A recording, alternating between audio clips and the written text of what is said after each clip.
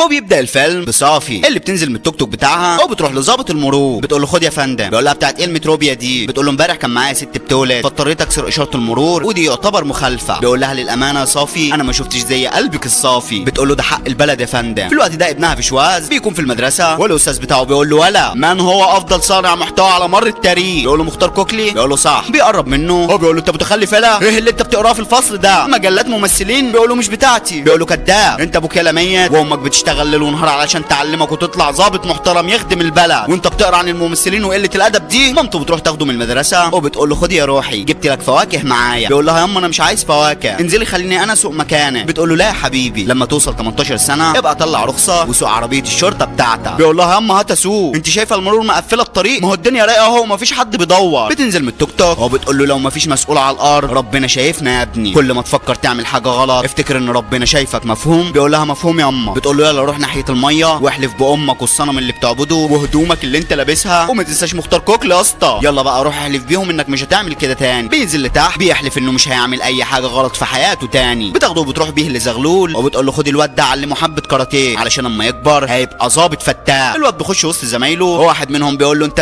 ايه اللي جايبك تتدرب هنا يا اسطى؟ بيقول له لان لما اكبر هكون بطل افلام. وبتعدي السنين وتفوت الايام وها هو الوحش العنيف البطل المخيف الولد التي بقدراته هيكتب النهارده كتير فيشواز. البت دي بيكون في شباب عايزين يغتصبوها، واحد منهم بيقول له انت مين يا فنان؟ بيقول له شكلي فنان ومش اي فنان، بطل الابطال فيشواز خان. بيقول له طب اخلع من هنا علشان ما نعملش منك مخلل بتنجان عليها رجاله. الواد ما بيسميش وهي واحده والتانيه في النيش والتالته على ما فيش والرابعه بيكون ساحب منهم الطرحه، كلهم بيريحوا على الارض والبت بتكون في منتهى الفرحه. برضه بيخشوا عليه وهي مروحه كدابين بيجيب على الارض الاثنين، اولاد الهرمه غيرهم بيجوا هيجين ولا بيفرق معاه ابن المعلمين، بيخبط فيهم شمال في يمين لحد ما بيخلص عليهم بالكامل. الشخص ده بيقول له ممكن اعرف الوحش منين او حتى نتعرف انت مين؟ بيقول له فيجواز قريب هتلاقي صور مغرقه الهند كلها، بطل سينمائي فشيخ. تاني يوم امه كالعاده بتبعته يقدم على الشرطه، بيخش جوه بالشكل ده والظابط بيقول له مالك يالا انت كويس؟ بيقول له كويس يا فندم. بيقول له امال ليه كده جاي نفسك مقطوع وكانك لسه مخلص ماتش كوره؟ بيقول له نفسي قصير قوي يا فندم ما تقلقش ده من صغر سني. بيقول له ليه ماشي بالشكل ده؟ بيقول له ما هو انا عندي رجل قصيره ورجل طويله. بيقول له طيب اقرا اول حرف على الحيطه. بيقول له فين ده؟ بيقول له اهو يالا. بيخرج النضاره دي بيقول له كمان نظرك ضعيف. بيقول له علي صوتك يا فندم مش سامعه. بيقول له كمان سمعك ضعيف امشي يالا من هنا. بيقول له ليه يا فندم انا هطلع ظابط كويس واخدم البلد. بيقول له هتخدم البلد ازاي يا خايف؟ عندك رجل قصيره ورجل طويله ودنك وعينيك لا بتسمع ولا بتشوف منهم، مش بعيد تكون عايش بكليه واحده. بيقول له انت عرفت منين يا فندم؟ بيقول له اطلع بره يالا. بيروح لامه بتقول له والله يا ابني ما انا عارفه ليه حظك زي الزاف، ازاي كل مره بيرفضوه؟ ده انت شخص سليم ما فيش فيك اي مشكله. بيقول لها شفت يا اما في 12 ارهابي دخلوا على ضابط شرطه في كمين فرتكوا الواد يا حبه عيني ما عارف اللي هوش راس من عينين. الواد ده انا اعرفه، في مره من المرات كنت بقدم في الشرطه وكنا انا وهو في نفس اللجنه، تخيلي بقى لو كنت انا بداله. بتقول له كنت مت فدا الوطن وبعدين لو انت بداله كنت خلصت عليهم يا ابني. بيقول لها طب شوف الحادثه دي كمان 12 بلطجه اتلموا على نفس الضابط وقتلوه تاني. ياما من الاخر انا خايف ومش هخش شرطه، عايز ابقى بطل في التمثيل. بتاخدها جري وراه بالمقشه ما بتلحقهوش، بالليل بيرجع وبيحاول يصالحها وفعلا بيصالحها وبيقعد مع صاحبه. بيقول له طب يا عم ما تروح مومباي اكيد هتلاقي مخرجين كتير هناك تديك الفرصه. بيقول له يا عم انت محسسني ان هلاقيهم مستنيين على المحطه هناك. بيقول له ما هو انا هبعتك لواحد هيظبط لك الدنيا وهيدخلك مع اي مخرج. بيقول له طب وهقول ايه لامي؟ بيقول له قول لها انك رايح تقدم في شرطه مومباي. بيقول له يا ابن اللعيبه فكره جباره يالا. وفعلا بينفذ الفكره وبيركب قطر مومباي. وفي مومباي رئيس العصابه داس برجالته بيقفش واحد برضه من رجالته وهو بيقول له يا خاين يا ابن الهرمه ليه رحت قابلت عدونا يالا؟ بيقول له انا ما خدتكش يا كبير انا كنت بتجسس عليهم، سمعته بيقول ان في حاجه كبيره هتحصل في مومباي ومسمين العمليه دي باسم الفيل الابيض واللي هينفذها الزعيم الكبير قوي في اوروبا وكمان اسمه نابليون هينزل مومباي وينفذ العمليه دي بنفسه. بيقول لرجالته خدوه واقطعوا لسانه قبل ما ينطق اي كلمه لحد. تاني يوم فيجواز بيوصل مومباي وبيروح عند مكتب اكتشاف المواهب التمثيليه. بيخش جوه بيلاقي الشخص ده قاعد هو بيقول ارجوك ساعدني انا مش لاقي اكل ولا اشرب، انا مش لاقي حتى فلوس اجيب سم اموت به نفسي. بيصعب على فيجواز بيقول له يا عم خلاص قطعت قلبي خد الفلوس دي هتسم لنفسك قصدي يعني هتاكل لنفسك. بيقول له يا سلام انا كنت بمثل يهبه ودي اول فلوس كسبتها من التمثيل. بيطلع للمخرج فوق بيقول له اصحى يا سيد الناس. بيقول مين؟ فيجواز. بيقول له ايوه انا يا عم فيجواز. بيقول له ازيك يا ابني باين عليك مستقبلك هيكون كبير قوي في السينما الهنديه، انا شايف فيك بطل ما شفتوش في حد قبل كده. بيقول له طيب جهزت لي دور؟ بيقول له انا كنت كاتب. بيقول له كتبت افلام زي ايه مثلا؟ بيقول له شفت دوم؟ بيقول له اكيد. بيقول له هو الفيلم ده انا اللي كنت هكتبه واحد تاني سرق مني الفكره وانا بفكر فيها. بيقول له يلا معلش مالكش نصيب. بيقول له بس هكتب احسن منه وانت هتكون بطل ويا بطل. معاك صوره ليك؟ بيقول له معايا اهي. بيقول له بس دي صغيره قوي روح هات واحده كبيره علشان مستقبلك يبقى كبير. بيقول له خلصانه هتصور واجيلك. بيقول له بس يا ريت تتصور بلبس شرطه لاني شايف فيك ظابط جبار. بيقول له مش لوحدك وحياتك، هروح اتصور وارجع لك. في الوقت ده في اسم شرطه مومباي بيكونوا كلهم نايمين وقلبين الاسم فندق. كالعاده بتخش عليهم كجال كلهم بيقفوا انتباه. بتروح للمفتش دباب وبتقول له انتوا نايمين على ودانكم وفي مشاكل بتحصل في السوق، انا هصور وهبلغ الوزير بالمهزله اللي بتحصل دي. بيقول لها بص ايدك اهدي بس، انت ما وراكيش شغلانه غير انك ترازي فينا، خلاص ما تزعليش نفسك، هروح اقبض على كل البلطجيه اللي في السوق. في الوقت ده فيجوال بيروح يتصور وهو في نص التصوير مامته بتتصل بيه بتقول له ايه يا حبيبي عملت ايه؟ بيقول لها لسه يا مامي بقدم في الشرطه، ما تقلقيش عليا، بمجرد ما تقبل هتصل بيكي على طول. بيقفل معاها وبيخرج يلبس هدومه. بيقول له يا عم فين هدومي؟ بيقول له اكيد في حد فاكر ان الطقم تبع المكان فدخل يتصور بيه، روح بالبدله دي حتى البدله لايقه عليك قوي. بيخرج بره وهو في نص الطريق كاجل بتركب وراه المكنه. هو بتقول له يلا يا باشا. بيقول لها باشا مين؟ بتقول له انت لسه هترغي، روح ورا العربيه السوداء دي خاطفين بنت فيها، روح انقذها بسرعه. بيفضل ماشي مش فاهم اي حاجه ومره واحده بيبص على اليمين وبيبعد عن اتجاه العربيه السوداء دي خالص. بتقول له انت اتجننت؟ بيقول لها يا بنت انا مش ضابط شرطه انما الضابط والبطل الحقيقه اهو سلمان خان. سواق سلمان خان بيقول له اصحى يا فندم في ضابط شرطه بيجري ورانا. بيقول له انت كسرت اشاره مرور؟ بيقول له لا. فيجواز بيخبط عليه بيقول له امرنا يا فندم. بيقول له انت اللي فندم، انا من اشد معجبينك هات بوسه. بيقول له طب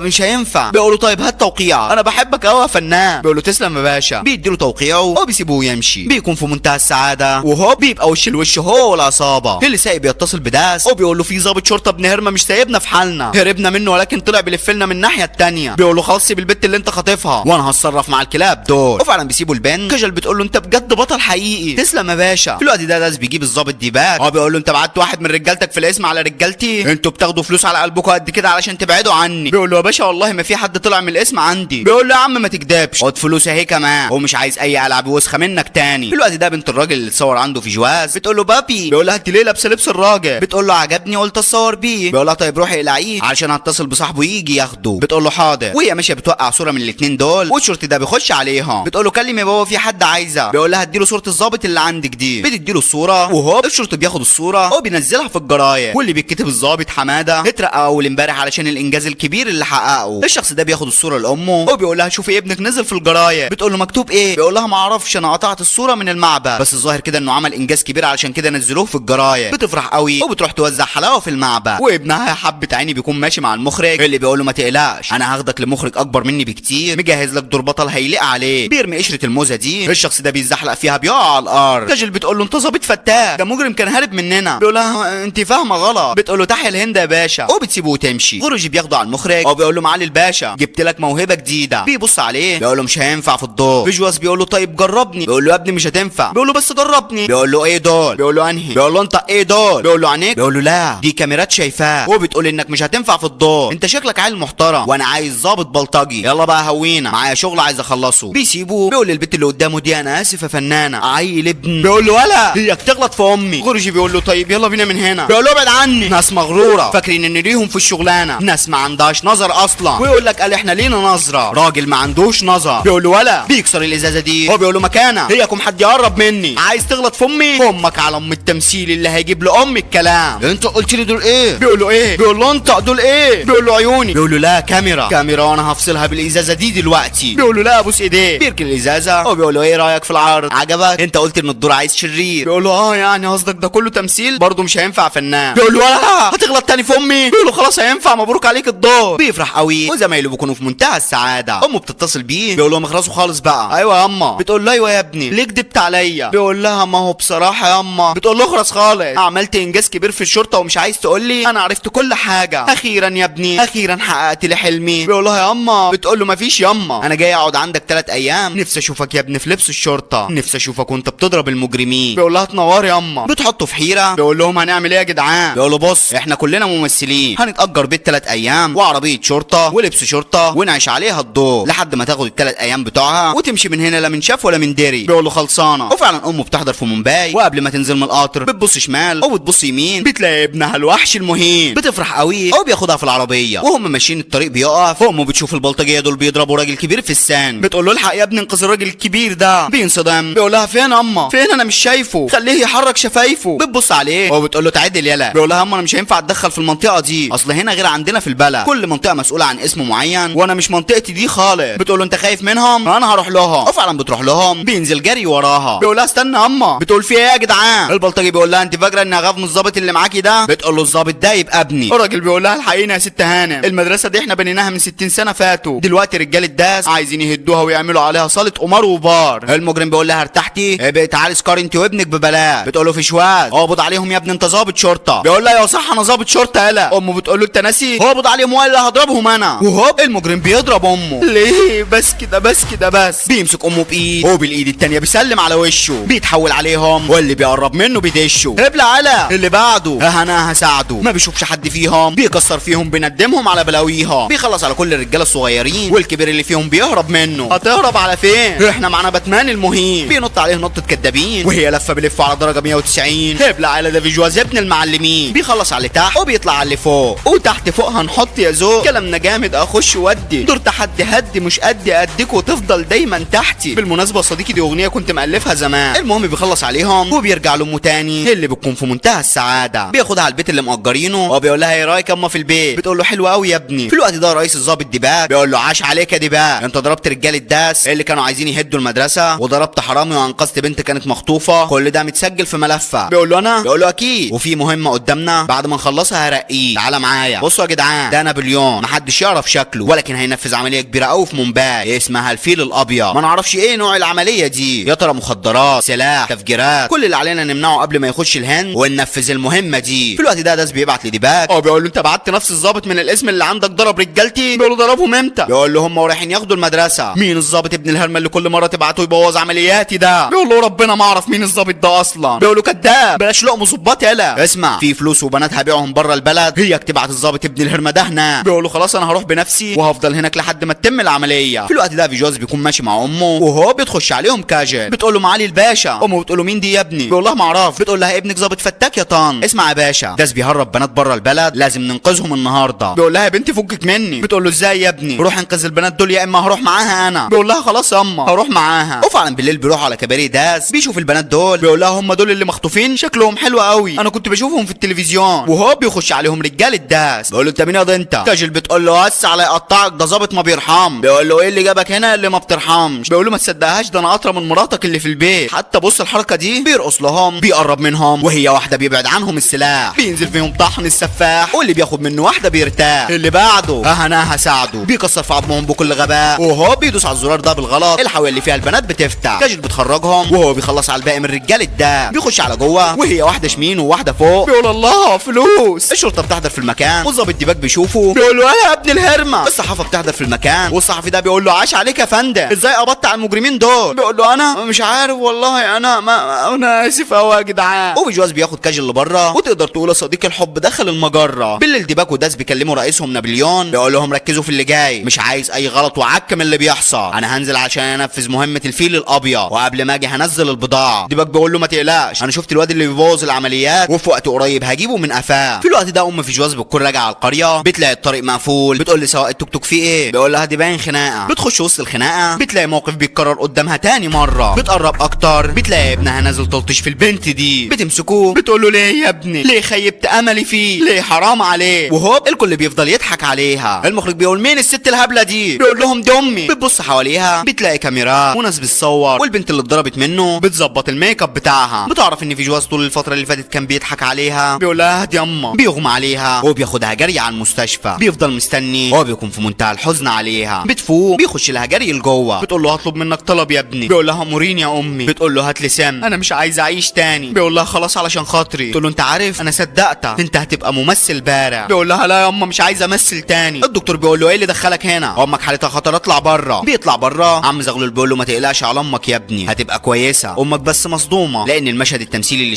شافته على الحقيقه زمان. ابوك كان ضابط شرطه فاسد، كان بيضرب واحده ست وامه بتخش عليه بتقول له انت بتعمل ايه؟ بيقول لها همشي من هنا والا هكسر عظمك معاها. يا ما خد اراضينا الظلم، يا ما نهبوك الحرام. امك ما كانتش راضيه عنه، فضل مستمر في اللي بيعملوه لحد ما اهل البلد كلهم قرروا يخلصوا منه ومن ظلمه. بيلم فلوسه وبيقول لمراته يلا بينا. بتقول له انا مش همشي من هنا، مش هعيش مع مجرم في لبس ظابط زيك. بيسيبها ويمشي وبيضرب كتير من اهل القريه بسلاحه. بيركب العربيه وهو بيهرب منهم، العربيه بتنزل تنفجر بيه في الغابه. اهل القريه بيقولوا مراته وابنهم خلينا نخلص من العيله دي كلها. زغلول بيقول لهم ارجع على منك ليه؟ الست دي شريفه، هي وابنها ما لهمش دعوه بيه، واللي هيقرب منهم هخلص عليه. فيجواز بيكون في منتهى الحزن، وزغلول بيقول له من ساعتها يا ابني امك عايزه تطلعك ظابط يخدم ويرجع حقوق الناس الغلابه. الدكتور بيقول فيجوال امك حالتها صعبه قوي والمفروض نعمل لها عمليه جراحيه حالا، هنحتاج مليون روبيا. بيقول له ابدا العمليه وانا هتصرف. بياخدها جري من المستشفى وهوب الظابط ديباك بيمسك فيه. بيقول له انت مقبوض عليك يالا. بيقول له بتهمه ايه؟ بيقول له انت حال شخصيه ظابط. بيقول له ابوس ايدك امي تعبانه ولازم اجمع لها مليون روبيا حالا. بيقول له ماليش فيه. بيقبض عليه ولكن ما بياخدوش على اسم الشرطه، بياخدوا على مكان ده. بس بيقول له نورت يا بيه. بيقول له ايه ده؟ بيقول له ما هو ديباك شغال نص شرطي ونص مع راجل عصابه زي انا سمعت ان امك محتاجه عمليه بمليون روبيا، انا هديك المليون بس هتنفذ لي شغلانه بسيطه. بيقول له مستحيل. الدكتور بيتصل بيه هو بيقول له انت اتاخرت ليه؟ امك كل دقيقه بتعدي حالتها بتزيد سوء فيها، هات الفلوس علشان ابدا في العمليه. بيقفل معاه هو بيقول لي ده عايز اعمل لك ايه؟ بيقول له حلو قوي، في حفله هتتعمل هينزل فيها راجل اعمال كبير من هونج كونج معاه اسطوانه هتجيبها لي منه. بيقول له طب ما تخلي اي حد من رجالتك يجيب الاسطوانه دي. بيقول له ما هي الحفله متامنه كويس واللي عامل الحفله ابو البنت اللي انت انقذتها في بدايه الفيلم، فاكيد هيدخلك الحفله هيثق فيه. بيقول له تمام. وفعلا بيروح الحفله بياخد الاسطوانه وهو كمان اللي بيحييها وهو بيطب عليه الظابط شيفا، بيهرب منهم هو بياخدوها جري وراه ولا بيفرق معاه، بيكسر عظمهم هو بينزل تحت الشرطي ده بيمسك فيه بيخبطه بطلقه بيخلص عليه، التاني بيرفع عليه سلاحه وبيكون خلاص هيقتله ولكن بياخد الطبنجه وبيخلص على التاني. ديباك بيقول له يخرب بيتك انت قتلت اتنين من الشرطه. بيقول له اعمل ايه كان غصب عني. بيقول له اهرب بسرعه. بيهربوه هو بيوصل عند ده بيديله الاسطوانه. بيقول له عاش عليك يا وحش. بيقول له فين امي بقى؟ بيقول له موجوده جوه. بيبص بيلاقي الدكتور هو بيكون في منتهى الصدمه. ايوه صديقي الدكتور ده طلع معاهم بيقول له امك زي الفل ما فيهاش اي حاجه. بيقول له ده يا ابن الهرمه. بيقول له على فكره انا كنت اتفاق معاك على مليون روبيا، خد اهي المليون روبيا وخش لامك قبل ما نخلص عليها وما تفكرش تهرب بيها لحد ما يجي الريس ومشيها بنفسه. بيخش لامه بيلمس كتافها بتبص عليه وبتقول له غور من وشي مش عايز اشوف وشك تاني، غور من وشي يلا ولا هقتل نفسي. بيقول لها خلاص ياما. بيخرج بره هو بيكون في منتهى الحزن عليها. في الوقت ده بيكلم نابليون بيقول له الاسطوانه دي مفتاح البضاعه اللي عندك، روح افتح الصندوق بالاسطوانه وخلي البضاعه في المخزن لحد ما انزل. بيقفل معاه بيقول لي دي بقى هي دي عمليه الفيل الابيض. بيقول له نهار اسود هيوزع طن كوكايين على البلد، دي صفقه بمليارات، ده احنا هناكل الشهد بقى. وفعلا الرجاله بيبداوا ينقلوا البضاعه في المخزن وهو بيطب عليهم الضابط شيفا بيثبتهم وبياخد عربيه البضاعه ولكن بيخش في جواز بيكسر عظم رجالته وشيفا بيهرب بعربيه البضاعه بياخدها جري وراه وواحد من رجال الداس بيتصل بيه وبيقول له الحقنا يا ريس الضابط شيفا خد البضاعه وهرب. وهو الضابط شيفا بيخش عليهم ولكن بيكون مثبت بسلاح في جواز يا صديقي. داس بيفرح قوي وفي جواز بيقول له اوعى تفكر اني بعمل ده كله علشان انا بعمل ده كله علشان نابليون يثق فيا ويديني امي. بيحط شيفا جنب امه وشيفا بيقول لامه ازيك يا ست الناس. بتقول له قاعده اهو زيك. بيقول لها قعدتي هنا انجاز كبير قوي وده بسبب ابنك في جواز. بتقول له ما تنطقش اسم الكلب ده قدامي. بيقول لها لا انت فاهمه ابنك غلط، ابنك بعد ما ديباك قبض عليه وخده الداس علشان يجيب له الاسطوانه جاني وحكى لي كل اللي حصل معاه. بيقول له انا مش عارف اتصرف ازاي يا فندم وانا مش عايز اعمل اي حاجه غلط علشان خاطر امي. بيقول له اتصرف طبيعي جدا ونفذ لهم اللي هم عايزينه. بيقول له ازاي يعني؟ بيقول له زي ما بقول لك انت هتنفذ لهم اللي هم عايزينه علشان نعرف ايه هي عمليه الفيل الابيض ونقبض على الكلب الكبير اللي اسمه نابليون بمجرد ما ينزل الهان. يعني انت هتشتغل معانا ضابط سر وسطها. خد الساعه دي لو احتجت اي حاجه دوس على الزرار انا هرد عليك على طول، والتليفون ده لو اتزنقت في اي موقف دوس على الزرار ده هيطلع نور يعمل كل اللي قدامك. بالنسبه لامك الدكتور اللي في المستشفى ده تبع عصابه داس. امه بتقول له طيب وازاي قتل الاثنين الشرطيين؟ بيقول لها ما هو ده كان جزء من الخطه علشان نابليون يثق فيه والشرطيين احنا كنا حاطين لهم اكياس دم. امه بتفرح قوي وبتقول له يعني ابني خلاص بقى شغال في الشرطه؟ بيقول لها وماسك مهمه كبيره كمان. في الوقت ده نابليون بيقول لشركائه احنا خلاص هننفذ عمليه الفيل الابيض. ومن نابليون ده صديقي وهو ابو فيجواز بيكون لسه عايش ما ماتش. بيقول لشركائه احنا هندمر مومباي باللي فيها. وفعلا يا صديقي بينزل على الهند ولكن هوب الشرطه بتطب عليه بيخلصوا على رجالته. وفي اللحظات الاخيره فيجواز بيروح ياخده في العربيه ويمشي. بيقول ازاي الشرطه عرفت اني هوصل النهارده الهند؟ اكيد في خاين وسطنا. الشرطه لو قبضت عليا مهمه الفيل الابيض كانت هتبوظ مننا لانهم كانوا هياخدوا الشنطه دي ومن غير الشنطه دي المهمه هتبوظ. في الوقت ده كاجول المخرج بيخش لام فيجواز وام فيجواز بتعرفها على الحقيقه. وديباك بيقول لنابليون انا متاكد ان فيجواز هو الخاين اللي وسطنا. بيخلي رجالته يثبتوه بالسلاح. بيقول له ليه خنتني يا فيجواز؟ بيقول له انا اخونا؟ ما هو انا لو كنت عايز اخلص عليك كنت سبت الشرطه تقبض عليك احسن بعد كل اللي عملته علشانك وتشك فيا. لو مش واثق فيا خلاص خلي رجالتك يخلصوا عليا. بيقول لرجالته خلاص سيبوه. وكاجل بتخش عليه بتقول له عمري حياتي انا عرفت كل اللي حصل معاه مش مهم نحكي فيه، المهم انك في الاخر طلعت شغال ضابط سري. بيقول له الله يخرب بيتك فضحتينا. طبعا نابليون بيكون سمع كل اللي حصل بيجيبهم كلهم وبيرصصهم جنب بعض بيكون خلاص هيخلص عليهم ولكن فيجواز بيقول له استنى يا معلم. بيخرج التليفون وبيشغل النور بيعميهم. بيهربوا كلهم من المكان. في الوقت ده الضابط شيفا بيكون في المعمل والدكتور بيقول له ده دقيقه يا فندم مش كوكايين خالص. بيقول له انت متاكد؟ بيقول له اكتر ما انا متاكد ان انت قدامي دلوقتي. بيتصل بفيجواز بيقول له اسمع مهمه الفيل الابيض دي مش كوكايين خالص، ده كان تمويه من ابن الهرمه ده. بيقول له انا كنت شاكك في كده بس ما تقلقش الشنطه اللي هينفذ بيها العمليه معايا. معايا. بيقول له طيب هاتها لي بسرعه على القسم. بيقول له تمام يا فندم. بيقفل معاه واولاد الهرمه بيروحوا يخطفوا امه. نابليون بيتصل بيه بيقول له امك معايا، لو ما جبتش الشنطه في خلال ساعه هخلص عليها. بيقفل معاه وبياخد الشنطه ولكن ما بيروحلوش بيها يا صديقي، بيروح بيها للظابط شيفا. بيقول له نابليون اتصل بيا وبيقول له امك معايا، لو ما وديتلوش الشنطه في خلال ساعه هيخلص على امي. بيقول له طيب وليه ما وديتش الشنطه؟ بيقول له واجب بلدي اولا يا فندم. بيحط جهاز GPS في الشنطه بيقول له روح وهننقذ امك ونقبض على الكلب ده. في الوقت ده ابن الهرمه بيقول لرجالته اخيرا عمليه الفيل الابيض، اكبر عمليه في تاريخ الهند. بمجرد ما تيجي الشنطه دي هشغل الانابيب اللي زارعها في كل مجمعات مومباي. الماده اللي هتخرج من الانابيب دي هتسمم الجو، واي حد هيشم الفيروس ده هيموت في خلال 10 ثواني. بيسيبهم وبيخش لامه في جواز. بيقول لها بقى انت ابنك عامل كل ده؟ الاتنين بينصدموا. بتقول له هو انت؟ بيقول لها انا دورت عليكي كتير قوي انت وابني، هرجوكي سامحيني. في الوقت ده في جواز بيحضر في الشنطه، داس بياخدها منه وبيشغل انابيب الفيروس، وهو بيشوف جهاز GPS بيقول له يا خاين. بيرفع عليه السلاح وبيكون خلاص هيقتله. تفتكر انه هيقتله صديقي؟ لا والله. نابليون بيبعد عن ايديه السلاح، بيوقعه في ايد في جواز. بيقول لهم ولا حركه. ابوه بيقول له اهدى يا ابني انا ابوه. بيقول له يا جدع وانا هصدقك واجي في حضنك على طول، انا ابويا ميت. بيقول له لا يا ابني راجع الكاميرات يلا. بيراجعوا الكاميرات، هو بيشوف الحوار اللي دار بينه وبين امه. بيقول له بابا. بيقول له ابني. بيقول له اتصل بالشرطه يا ابني قول لهم ما يجوش، انا مش عايز حد غريب يقبض عليا، انا هسلمك نفسي يا ابني. بيدوس على الساعه. الظابط شيفا بيقول له ايه اللي حصل؟ جهاز GPS اللي انا كنت جاي بيه فصل. بيقول له خلاص يا فندم ما تجوش. نابليون سلم نفسه. يقول له تمام قوي. في جواز بياخد ابوه بالحضن والاتنين بيكونوا في منتهى الحزن، ولكن ابوه ابن الهرمه بيكون باين عليه الغدر. بيخرج بره مع داس اللي بيقول له ايه الحلاوه دي يا باشا، ده انا صدقت انك هتسلم نفسك. بيقول له ده عيل كلب كنت لازم اثبته واضحك عليه. ايوه يا ابني هات الطياره علشان ههرب من هنا. بيخش جوه عند جهاز تحكم الفيروس، بيلاقي رجالته كلهم مريحين على الارض. كاجل بتكون قاعده على الجهاز وهو بيخرج لهم الوحش المهين في جواز. بيقول له بابي هو انت فاكر اني صدقتك؟ لو انت بتمثل من امبارح فانا ممثل قبل ما تخلفني يابا. وهو شيفا بيخش عليهم بيثبتوهم، ولكن داس بيرفع سلاح على شيفا. بيقول له الكل ينزل سلاحه. الكل بينزل سلاحه ونابليون بيقول له عاش عليك يلا. بيقول له حاجات بسيطه يا باشا انا بضحك عليهم مش معايا سلاح ولا حاجه. وهو بيجوز بينط عليهم ابلع على اولاد الهرمه. بيشغلوا الجهاز وبيجوز بيخبط فيهم تخبيط هزاز، واي حد بيمسكوا الازاز صديقي الخلبوس بلاش تخلي النيه تبوظ. المهم فيجواز بيكدب فيهم كدب السنين، اما الباقيين ما تعرفش مين مع مين. فيجواز بيخلص على اغلبهم والقنبله بتكون خلاص هتضرب، ولكن فيجواز بيقرب منها اولاد الهرمه بيتلموا عليه. فيجواز بيشوف الناس اللي هتموت قدام عينيه، بيفضل يحاول ويحاول ويحاول. بيزهق صديقي من المحاولات فبينفض الرجاله من على كتفه. هو بيوقف الجهاز في اللحظات الاخيره، بيفرح قوي وبتيجي قوه زياده من الشرطه بيقبضوا على نابليون وكل رجالته، وكل ده بفضل الولد المخيف فيجواز الحريف. الوزير بيعمل له حفله تكريم. هو بيقول الشرطه كسبت وحش مهين، بمجرد ما يخلص تدريبه هيعلق له على طول. صديقي هناك كدابين ما عندهمش وقت خالص. امال هو الكدب بفلوس يا صديقي. المهم بيقول يا ريت يقبل مننا التكريم البسيط ده. بيطلع على الساحه هو بيقول لشيفا معلش عايز امي تلبسني الميداليه. بيقول له اكيد. بينده على امه اللي بتكون طايره من السعاده بيه. بتلبسه الحديده وفيجواز بيقول لهم دي امي، ما كلنا عارفين يا حبيبي دي امي اللي ياما شالت همي، كنت شاب طايش فاشل ونفسي ابقى بطل في الافلام، امي خلتني بطل في الحقيقه. تسلم يا اما. بيسقفوا له تسقيف من نار وبينزل من على المسرح. خروج بيقول له ها فنان مخرجين ومنتجين هيموتوا علشان تشتغل معاهم، انا جبت لك اكبر وافضل واحد فيهم هيمضي معاك 20 فيلم كاملين. بيقول له يابا حلال عليه انا من النهارده ظابط شرطه. المخرج بيروح لغروجي وبيقول له العقود اهي. بيقول له حلال عليه. بيقول له ليه؟ بيقول له لانه خلاص بقى ظابط شرطي فتاك. وهنا بينتهي الفيلم. اتمنى صديقي يكون عجب عيونك الحلوين. ايوه صديقي عينيك حلوين. اقفل العين الشمال وافتح اليمين، شوف كده هتلاقي الشاشه نورت قوي. يا لهوي على الغمزه. ما تنساش بقى اللايك المتين وتشترك في القناه واكتب لي كومنت من قلبك وخش خد لفه في القناه، صدقني هتلاقي فيديوهات كتير هتعجبك. اشوفك الفيديو الجاي يا قمر. سلام.